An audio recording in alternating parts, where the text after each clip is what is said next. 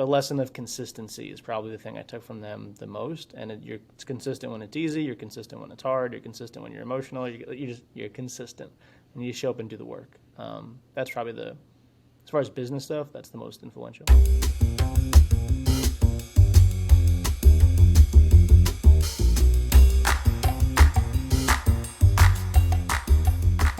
Hey, welcome to another great episode of the Gym Owners Growth Zone podcast, the show designed to help gym owners improve and grow their businesses. I'm your host, Andres Escobar, and I'm so grateful to have you join us today. On today's episode, we interview Ed Turney about his perspective and vision of growing and building a seven-figure gym. Ed will share how to thrive and succeed as an entrepreneur by controlling your emotions and acting at the right time. Ed has been a gym owner for over 10 years and has worked with Gym Lodge and Prestige Labs as a client and grew a single location to 1.2 million in 2019. He exited the gym space in 2020 and started working for Prestige Labs and is currently head of growth for the company. He coaches over 700 gyms per month on acquisition and supplement sales. He is also the host of the podcast Supplement Selling Secrets. Go check it out. If this is your first time listening to our show, please consider subscribing to the podcast and share this episode with someone whom you think will enjoy it.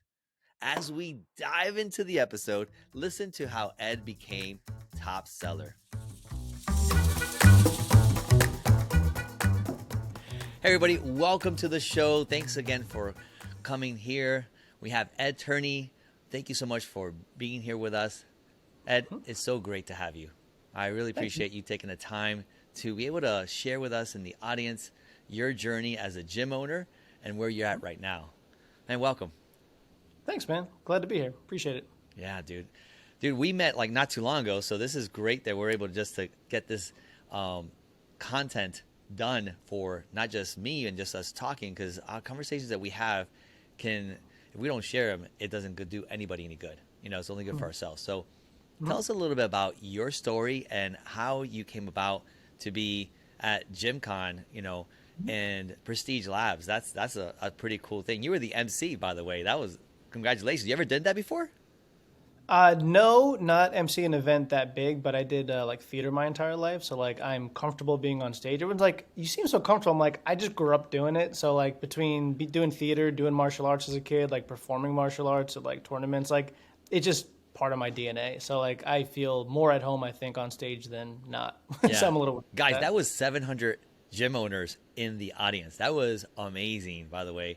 I told Kale that was one of the best conferences I've ever seen. And I love the part that you guys didn't do anything on Sunday, like rest, like very cool. Yeah.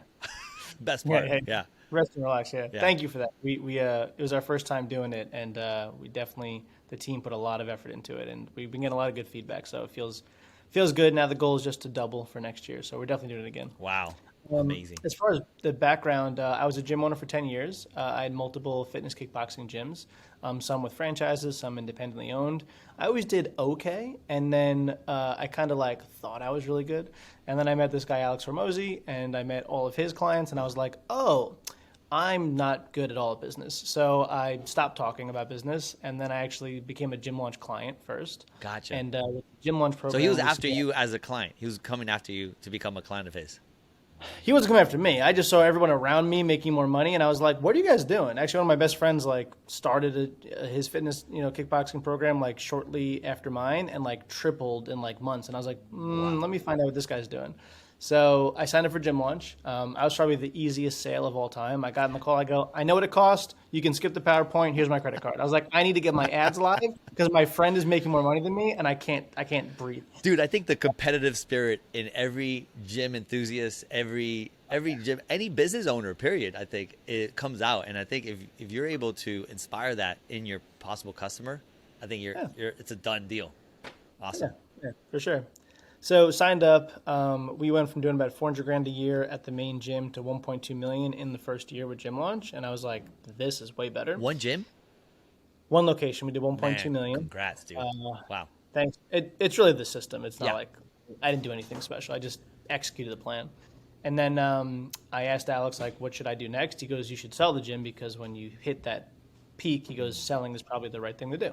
And then I Wow. dragged my feet for way too long. And then as I had offers on the table, COVID happened. So the offers went away.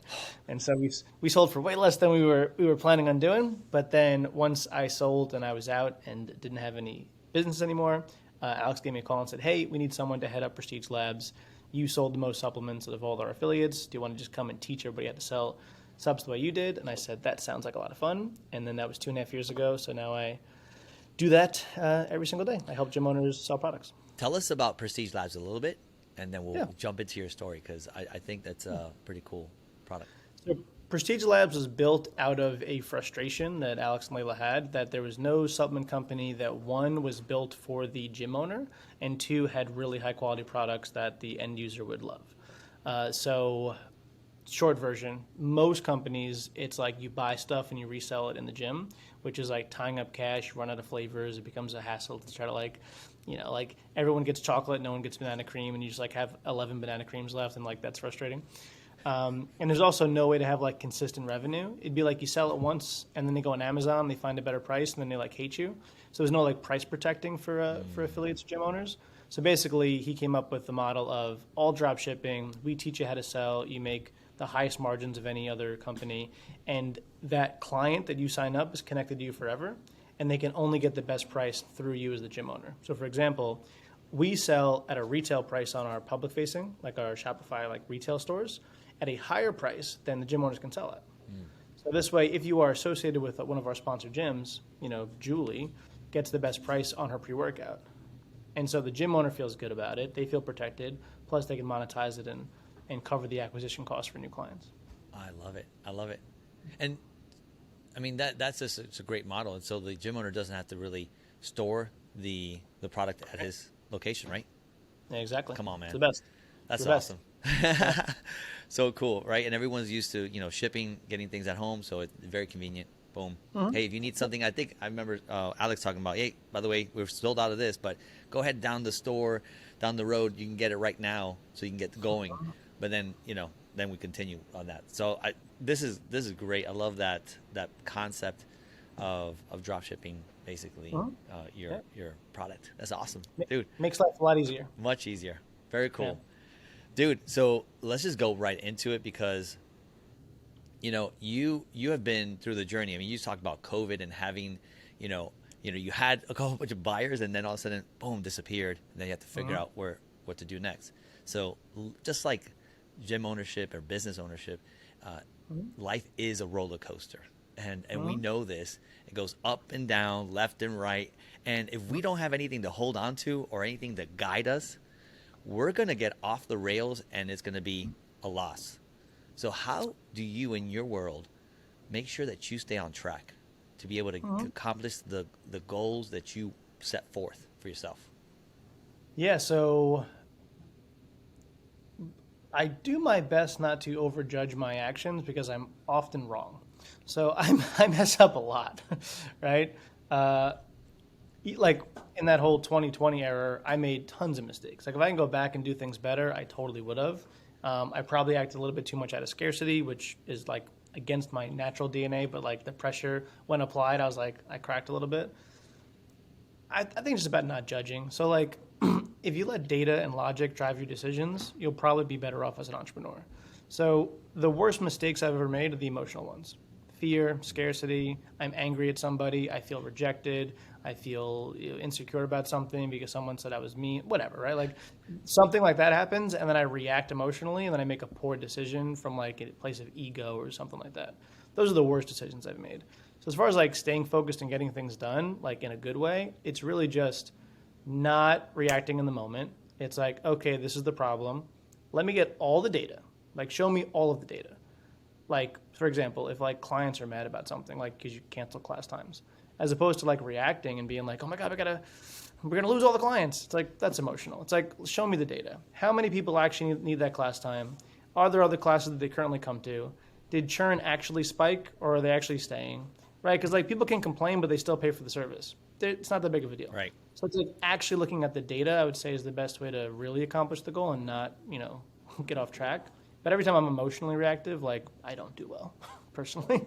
I think everybody understands that and listens to that and really connects with it. And this is actually the first time we actually hear it on the show. So I love having that principle. Like, look at data. Like, the data should be your guardrails. And if it doesn't align, doesn't make sense, then, continue on track. Yeah. Logic is the good way to run a business. It makes sense. It makes sense. But, we're, emotional creatures sometimes, and sometimes we don't control our trigger points, and that's another topic completely going down the path of that's for sure. Yeah. But things that when you don't go off when you do go off rails, right, you creates obstacles. And so do you recall an obstacle that you had, a challenge in your business that you had where you were able to overcome it? I mean, a lot. Yeah. Which business owner does not, right? The thing is, like, which one can I remember? Because I want to forget them all. Yeah. So the one that jumps out at me right away is that really early on, my very first hire. So like when you don't know anything, you don't know how to interview, how to onboard, you're just the first person that kind of like says, "I'll work for you," and do some stuff. Hired her. Terrible decision. Didn't train her well. Didn't set expectations. So it was just kind of a stressful thing. Ultimately, the classic story of she leaves, she steals money, she steals clients, like that thing happened, and totally my fault. Like I have do not blame her at all. Like I did a terrible job at all the things, right? But then the issue of I have two other trainers that were hired after her, and they're all close. So I was like, how do I navigate this situation? Because I can't lose the other two, right? And this one's gone, and like blocks changed. Like I have to have the meeting now with the other two, and they're all friends. And I remember thinking to myself, okay, I need to be very, very patient in this moment, because if I point fingers, if I blame this other girl for, stealing, and if I accuse her of things, if I have that negative approach, I think I'm going to lose the whole team. I said, but I know in my heart I'm right. Like I know that like I was not dishonest and this person was. Again, my fault for not setting expectations, but like she did wrong. So I was like, if I'm just patient long enough and I show up consistently as a good leader with these other two coaches for long enough, I just believed that the truth would kind of come up and that they would see the situation for what it is. And that's what I did. So I really took my time, and I never said a bad word about this person. And I said, I understand where you guys are coming from. I go, it's totally up to you if you don't want to continue. I go, but here's my plan for fixing things in the future. And I was very, very, very calm and patient.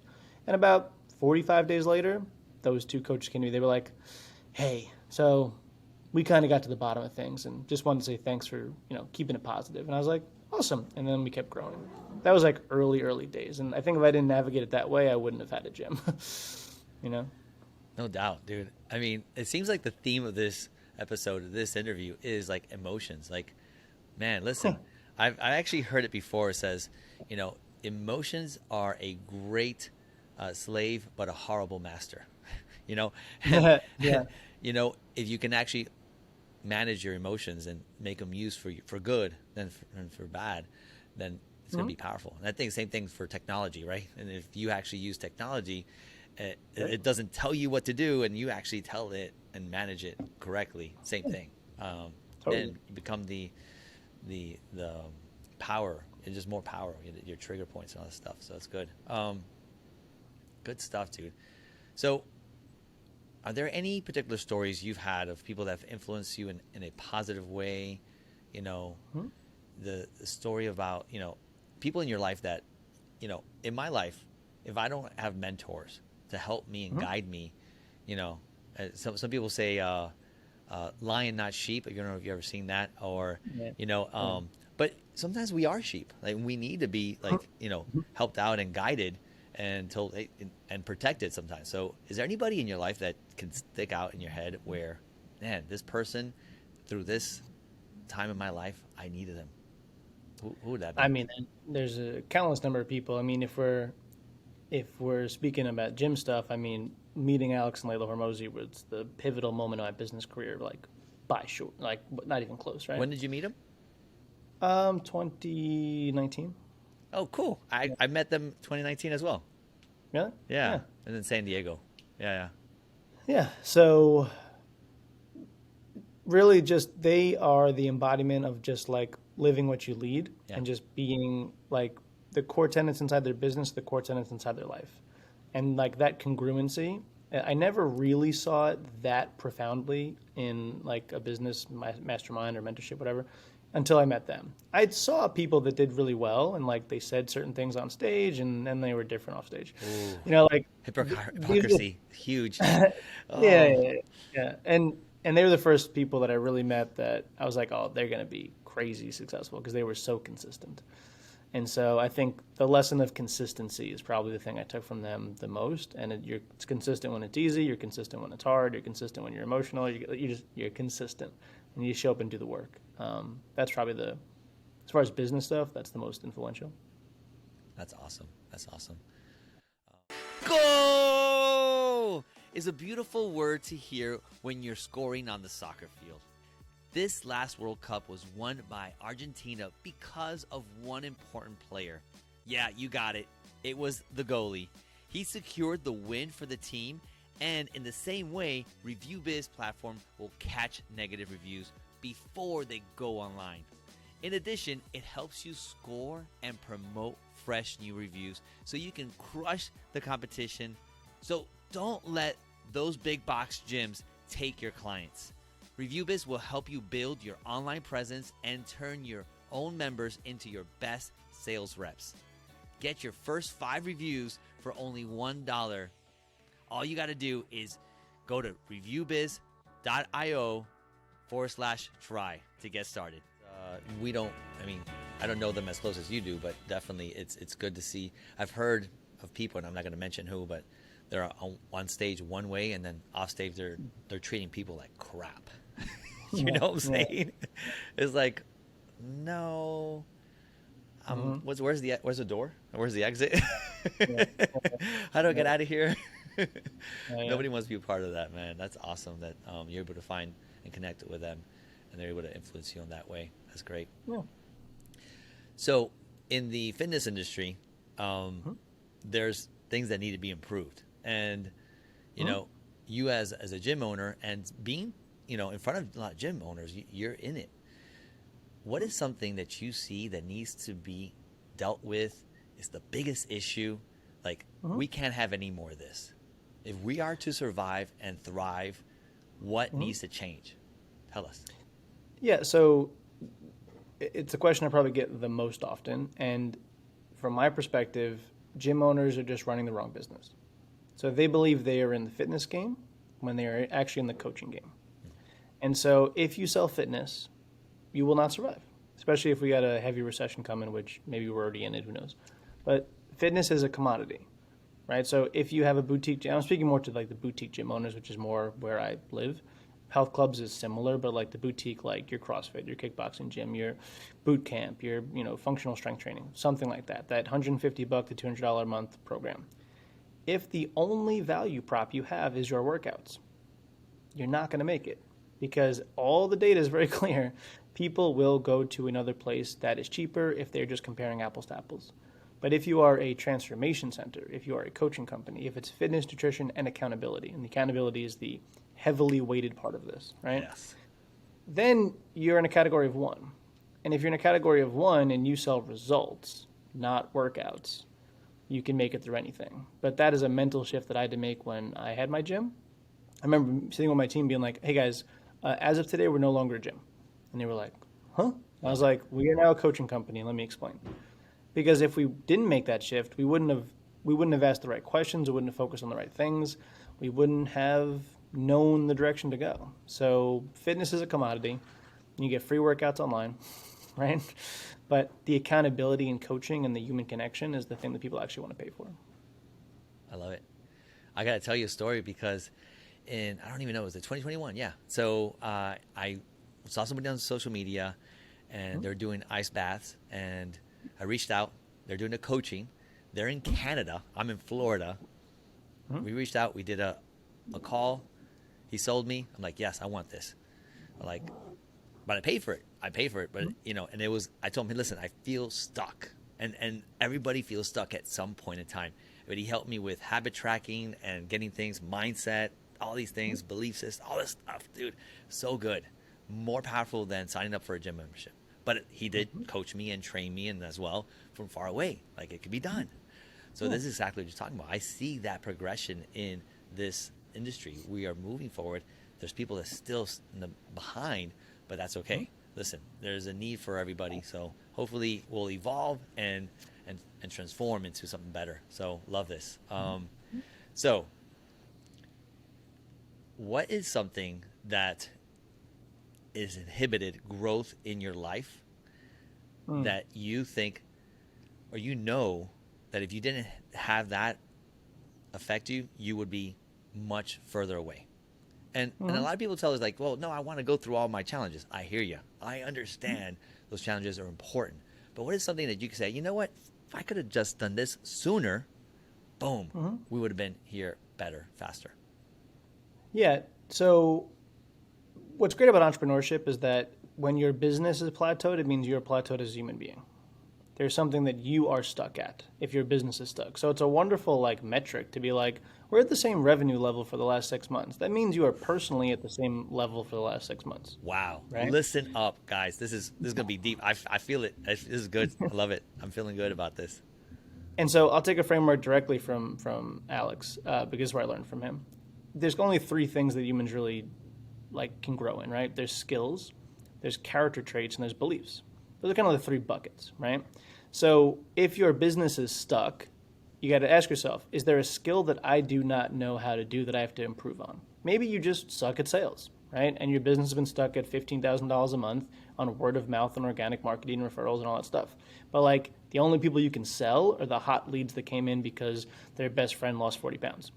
That's not sales. That's collecting payments, right? Sales is when someone that doesn't know you, doesn't trust you, sits down, and 20 minutes later they give you a credit card. That's a sale. So that's skills. So do you need to develop a skill? Second bucket, right, is traits. Do you have all of the skills, but you lack a particular trait, like consistency, like focus, focus. I'm saying that again because the gym owners, all small business owners suffer from lack of focus, right? Squirrel. Right. And that's why small business owners are small, right? Yeah. But if you actually develop focus, you'd be a much bigger business. Yeah. Or is there a belief that is stopping you from growing? So the fastest unlocks have been when beliefs have been broken for me. So when I launched supplements at my gym, I dragged my feet for 5 months because I thought that supplements were bad and evil and unethical and all this other head trash. And then I did actual research and understood, quality versus not quality. And then we launched and we did $50,000 in the first month. And I was like, oh, my belief changed, right? I had a belief shift. I didn't develop a new skill. I didn't develop a new trait. But my beliefs were broken by seeing other people do it and other people get great results from it. Not just money results, but health results. And I was like, got it. My belief changed.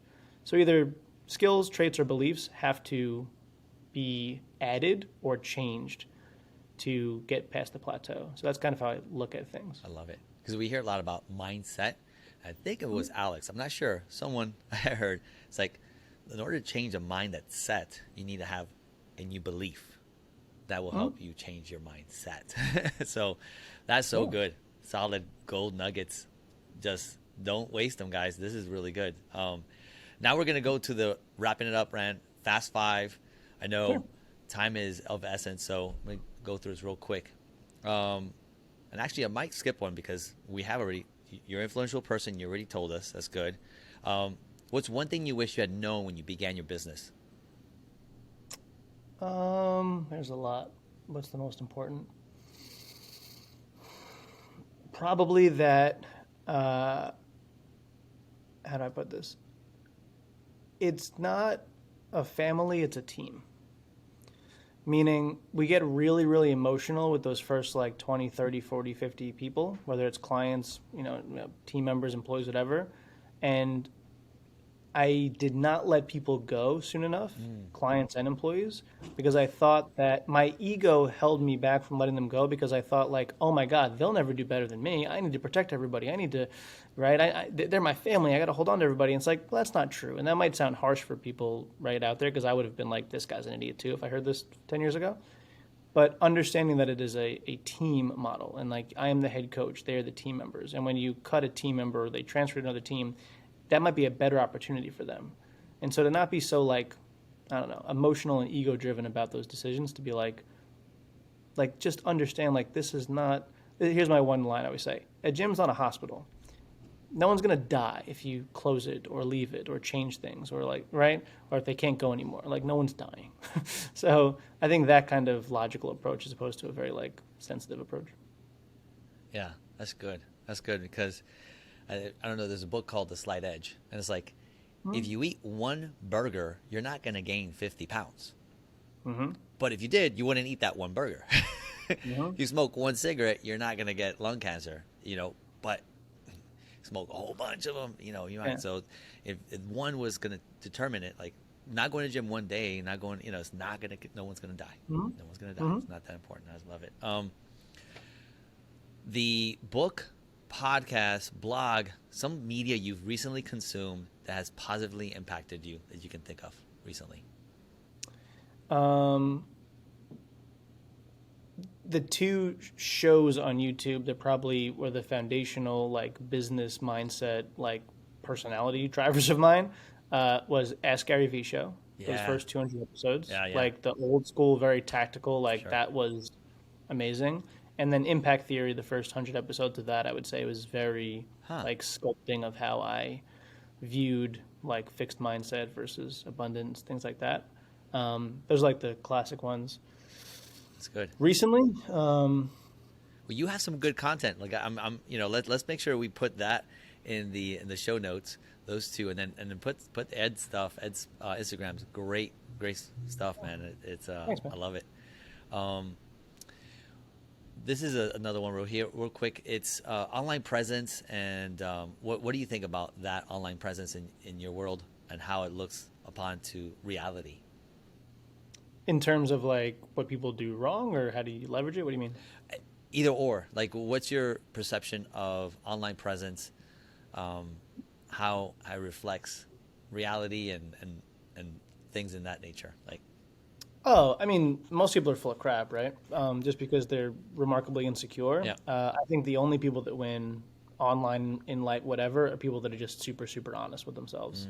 So, like, this is cliche, but like flexing in front of the Lambo that isn't yours is not going to gain any attention from anybody that actually matters. So it's like, are you trying to get attention from the people that don't matter? Well, that's weird. Like the 18-year-old kids that like don't matter. Like, I don't mean to like they don't matter, but like if you're trying to grow in business, you're not going to get the attention of like real entrepreneurs by flexing in front of the Lambo, right? But it's like if you want to sell the 18-year-old kid your course on how to get a Lambo and you don't have one, like don't do that. And also, those people that do that live terribly, like inside their own minds. Like they don't sleep well because they know that they're being dishonest and disingenuous with themselves. So back to impact theory, Tom Bilyeu's quote that like haunts me in a good way is the only thing that matters is how you feel about yourself when you're by yourself. And so I just think about that if I think about like, should I post this, not post this? And like, I think very little about it. I just like, I click post because I only talk about what I know. Right. You know what I mean? Like, I'm never going to chime in on anything I do not feel confident in. yeah, you should. So, people use authentic and all those words, but just do you feel good about what you're doing? Right. Like, that's kind of my litmus test. I love it. So good. Last one on the Fast Five is what's a habit or a practice that you do and you believe everybody would benefit from? I don't think there's any habit that everybody would benefit from because I think humans are radically different people. Good one. Yeah. What do I benefit the most from habit-wise?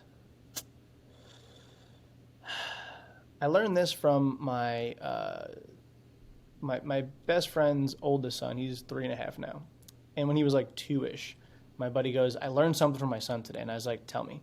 And he goes, every single time he walks past a mirror, he smiles at himself.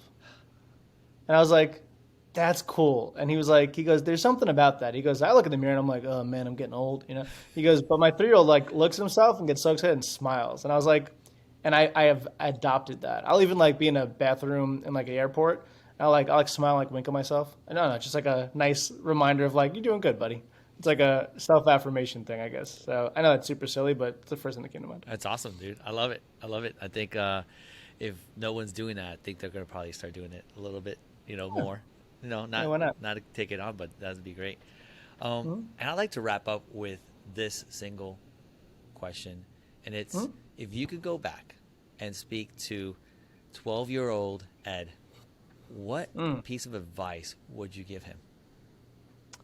You're gonna be just fine. um, like things are gonna work out. The only thing I wish the younger version of me did sooner was be more coachable sooner. I Ooh, wasn't coachable till I was like late 20s. Like I just wasn't. I just thought I knew everything. Um, so I'd probably give him that advice, but he wouldn't listen. So I don't even know. I don't even think there's a way I could have told him to listen. right. I just feel like it's gonna work out, man. You're gonna be just fine. Don't worry. Be more coachable. I love it. I love it. Yeah. Thank you, man. That's awesome, dude. Man, Yeah. powerful interview. Thank you so much for jumping on here, Yeah. guys, and everybody. I hope you enjoyed it. Ed, thanks for coming on. Cool, man. See you guys soon. Yeah. Man, that was a fun episode. I really enjoyed what Ed said about seeing your business as a transformation center instead of just a fitness center. The transformation center mindset can have a big impact in your business, your local market, and the world. Make sure to check out Ed's social media. You got to check it out. I hope you found this episode as informative and valuable as I did. If you have any questions or feedback, please let us know about today's show, and feel free to connect with us on Instagram with @ReviewBiz and with me @MeetEsco. By the way, what was your favorite takeaway from the episode? Connect with us on Meet Esco on Instagram and share the message with us. We would love to hear your thoughts. And I want to thank you so much for taking the time to listen to this episode today. If you haven't done so already, please subscribe to the show on the platform you're currently listening. And remember to leave us a rating and review so we can improve the show with your feedback. It's so important. It would also mean the world to us. Also, subscribe to the YouTube channel and get the same amazing content, plus more. As always, I want to thank you for your encouragement and truly appreciate you listening to the podcast and helping us improve with your comments. And I'll be seeing you next time on The Growth Zone.